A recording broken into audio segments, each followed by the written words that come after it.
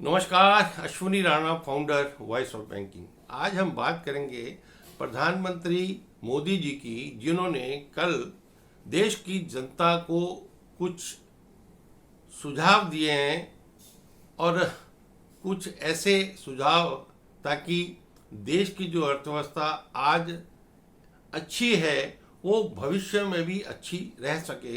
क्योंकि जो विश्व में आर्थिक संकट बना हुआ है, जो मिडल ईस्ट के वार के कारण बना हुआ है, जो ईरान और यूएस के बीच में दो देशों के अड़ियलपन के कारण जो एक संभावना दिखती है, उस संभावना से देश को कैसे, अर्थव्यवस्था को कैसे बचाए रखा जा सकता है, उसके ऊपर प्रधानमंत्री जी ने कुछ सुझाव दिए हैं।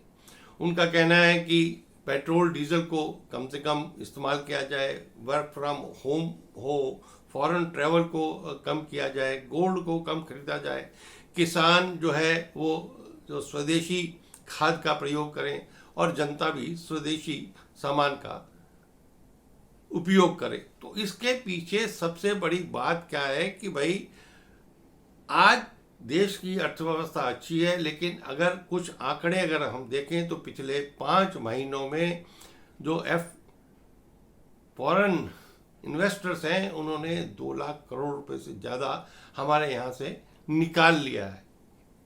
तो जो फॉरेन एक्सचेंज है वो कम होती है। पेट्रोल डीजल जो कुछ भी आयात होता है वो सब फॉरेन एक्सचेंज से होता है। सोना आयात होता है वो इससे होता है। फॉरेन ट्रैवल होता है उसमें भी फॉरेन एक्सचेंज का इस्तेमाल होता है। गोल्ड अगर आप इस्तेमाल करते हैं और आयात करते हैं उसमें भी ये होता है।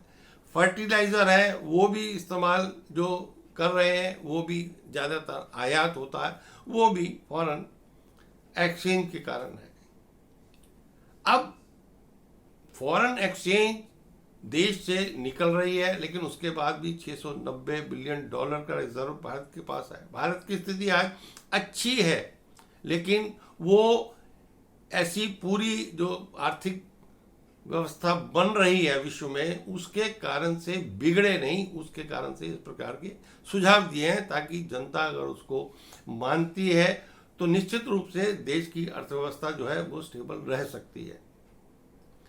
अभी तक जो सरकारी कंपनियां हैं वो जो महंगा क्रूड ऑयल खरीद रही हैं उसके कारण से जो पेट्रोल डीजल की कीमत खुद बियर कर रही हैं वो सरकार ने जनता पर नहीं डाला। तो एक बहुत बड़ी राहत अभी तक है। तो इसलिए कम अगर पेट्रोल डीजल की रिक्वायरमेंट होगी, कम आयात होगा तो फॉरेन एक्सचेंज भी बचेगी और उन कंपनियों पर दबाव भी कम पड़ेगा। वही सोने की हालत है, वही फॉरेन ट्रैवल की आदत है। तो इसलिए देश की अर्थव्यवस्था आगे भी सुदृढ़ रहे, उसमें कोई परेशानी ना आए, तो उसकी भविष्य की ओर देखते हुए प्रधानमंत्री जी ने ये जो सुझाव दिए हैं, लोगों को इसको पॉलिटिकली नहीं लेना चाहिए। कई लोग कह रहे हैं कि भाई इलेक्शन खत्म हुए तो ये बात कही गई, ऐसा नहीं। इलेक्शन अपनी जगह चल रहे थे, विश्व की अर्थव्यवस्था, विश्व की जो सारी स्ट्रेटजी है वो अलग चल रही थी। लेकिन हम देख रहे हैं कि बीच बीच में ईरान और यूएस के बीच में सीज फायर की बात होती है, लेकिन एकदम से वो सीज फायर की बात खत्म हो जाती है, क्योंकि दोनों ही देश अपने अपने मुद्दों पर अड़े हैं। यूएस अपने मुद्दे पर अड़ा है, ईरान अपने मुद्दे पर अड़ा है, लेकिन उसके कारण से पूरा विश्व जो है वो इफेक्टेड हो रहा है। तो भारत भी उससे अछूता नहीं है। तो इसलिए अगर ये उनकी जो खिंचाव है, उनकी जो तौर तरीके हैं, उसके कारण से ये युद्ध लंबा चलता है तो विश्व में तो संकट आएगा ही, लेकिन भारत में वो संकट ना आए, भारत में उस संकट को बचाने के लिए भविष्य की तरफ देखते हुए ये सुझाव जो है जनता के लिए दिए हैं। मुझे लगता है कि जनता को इसको पॉजिटिवली अगर लेते हैं तो अल्टीमेटली फ़ायदा जो है वो देशवासियों का ही होने वाला है, क्योंकि भारत की अर्थव्यवस्था ठीक रहेगी, अच्छी रहेगी, तो भारतवासी भी, देशवासी भी जो है वो सुरक्षित रहेंगे।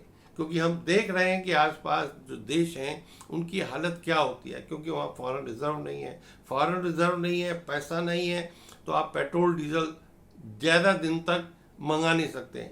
आप एनर्जी को, जो रिसोर्सेज हैं, उसको ज़्यादा दिन तक अपने पास रख नहीं सकते। गोल्ड रिजर्व को रख नहीं सकते। तो ये सारी चीज़ों को देखते हुए जो सुझाव है, मुझे लगता है कि भारत की जो जनता है उन्होंने इसको पॉलिटिकली नहीं बल्कि देश हित में और अपने हित में देखते हुए इन सुझावों को जो है अपनाना चाहिए। वीडियो अच्छी लगी हो तो कृपया लाइक करें, शेयर करें, चैनल को भी सब्सक्राइब करें, ताकि और भी बहुत सारी महत्वपूर्ण जानकारियाँ आप तक पहुँचाता रहूँ। नमस्कार।